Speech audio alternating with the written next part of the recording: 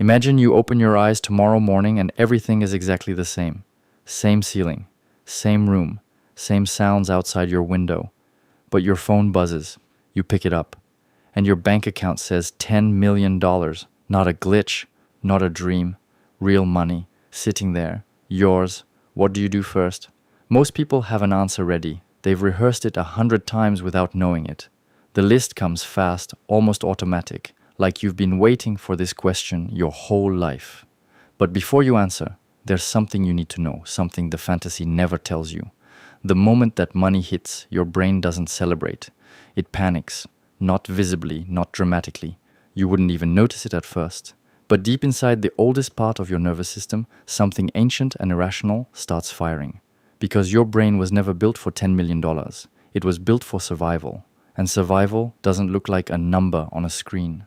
It looks like enough food for the week and a group of people who won't leave you alone in the dark. The neuroscientist Antonio Damasio spent decades studying how the brain processes reward. What he found is that the human brain doesn't evaluate wealth in absolute terms. It evaluates it in relative terms, against the people around you, against what you had yesterday, against what you expected tomorrow. So the moment your circumstances change dramatically, your brain doesn't feel rich, it feels exposed. And here's where it gets even stranger. In 2021, psychologist Matthew Killingsworth published a landmark study tracking the real-time happiness of over 33,000 people across 1.7 million moments of daily life. What he found challenged everything we thought we knew. Beyond a comfortable income, additional money does keep making people happier, but only some people, specifically the ones who were already happy to begin with. For people who were unhappy at the baseline, more money changed almost nothing. The misery stayed. It just got more expensive. So the question isn't whether $10 million would make you happy. The real question is whether you were already happy before it arrived. Because if you weren't, the money won't fix that. It will just give you a much bigger stage to perform your unhappiness on. But let's go deeper, because the most interesting thing about this thought experiment isn't what you'd buy, it's what your first instinct reveals about who you actually are.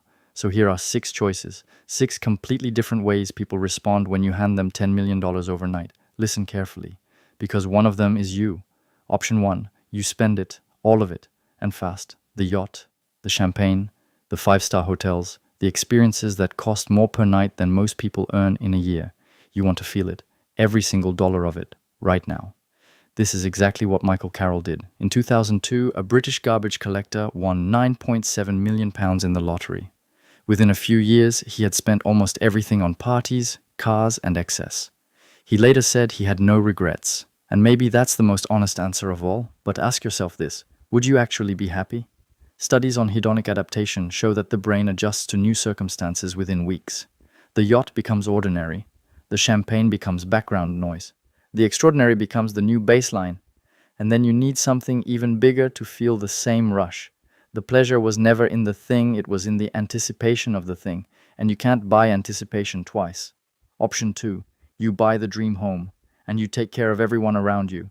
The massive house, the family holidays, the gifts, paying off your parents' mortgage, setting your friends up, watching the people you love finally relax. This one feels different from option 1. It feels generous, it feels meaningful, and it probably is. But here's the question nobody asks. What happens to your relationships when you become the person with the money? Sociologist Thomas Shapiro spent 20 years studying how wealth moves through families and communities. What he found is that sudden financial inequality between people who were previously equal quietly restructures everything. The dynamic shifts. The gratitude can curdle into expectation. The generosity can start to feel like control, even when it isn't meant that way. You want it to make the people you love feel secure. Sometimes the money makes everyone feel like they're walking on glass instead. Would you be happy? Maybe. For a while. But the version of happiness that depends on other people's reactions is one of the most fragile kinds there is. Option 3. You change nothing. You let the money work while you keep living your life. Same apartment, same job, same routine. But now there's a number sitting quietly in the background that means you never have to worry again. You invest. You let it grow. You live on the return.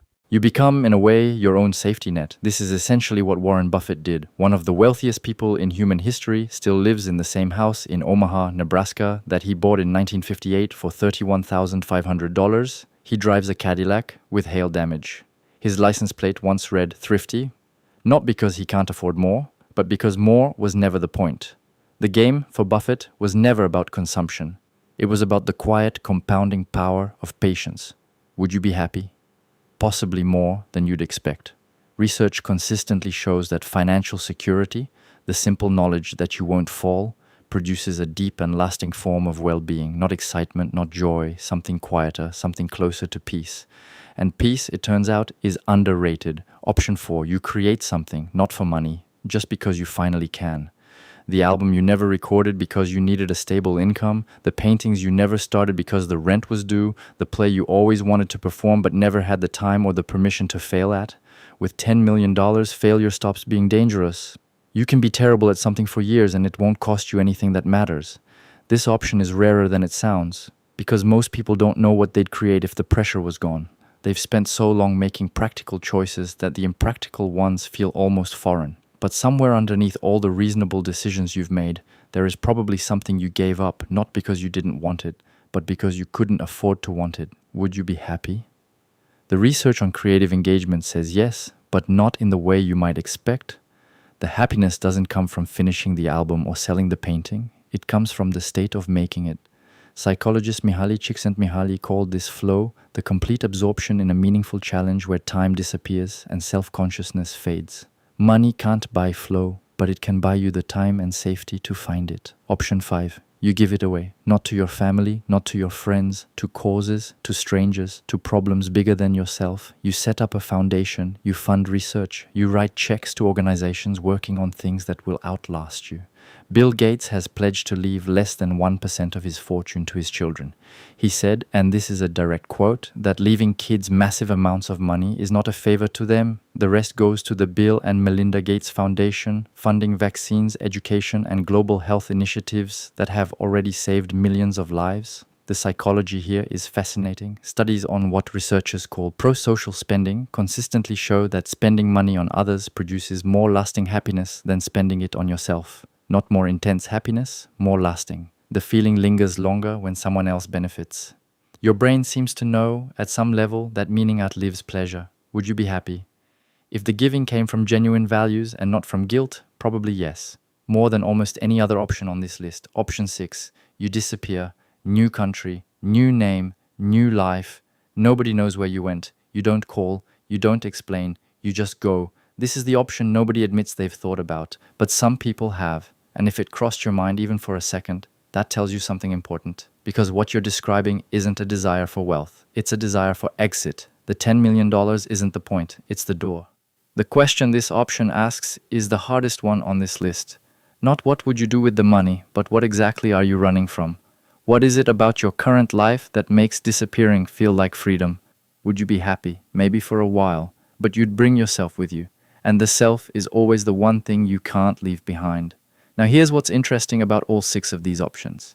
Your reaction to them tells you more about you than any personality test ever could, because every single one of these choices is really an answer to the same underlying question. What do you actually want? Not what you think you should want, not what sounds responsible or generous or impressive. What do you actually privately want? And here is the thing that the research keeps circling back to, no matter which direction you approach it from. Psychologist Martin Seligman, founder of positive psychology, spent decades trying to understand what makes human life genuinely flourish. His conclusion was that flourishing requires 5 things: positive emotions, engagement, relationships, meaning, and accomplishment. He called it the PERMA model. And when you look at all 6 options through that lens, something becomes very clear. Money can help with positive emotions, at least briefly. But it cannot buy you engagement, real relationships, meaning, or the specific kind of accomplishment that comes from earning something hard. There's also one more thing the research reveals that almost nobody talks about. The moment you have $10 million, your comparison group changes. Before the money, you compared yourself to your neighbors, your colleagues, your friends. After the money, your brain quietly starts comparing you to people with 100 million, with a billion. Suddenly, 10 million feels like a starting point, not a destination. You can actually end up feeling poorer in a strange psychological sense, not because you have less, but because the goalposts have moved. Researchers call this the relativism trap, and it catches almost everyone who experiences a sudden dramatic increase in wealth. So, where does that leave you? You woke up this morning with $10 million. You've seen 6 versions of what that could look like. You've felt which one pulled at you, and you've seen what that pull reveals. Here is the truth that all of this research, all of these stories, all of these options are quietly pointing toward. The life you're waiting for is not waiting for the money, it's waiting for the clarity. The $10 million doesn't give you a new life, it gives you a mirror. And what it reflects back is exactly who you already were before the money, underneath the practicality and the compromises and the reasonable choices. The option you chose today, without a single dollar in your account, that's your answer.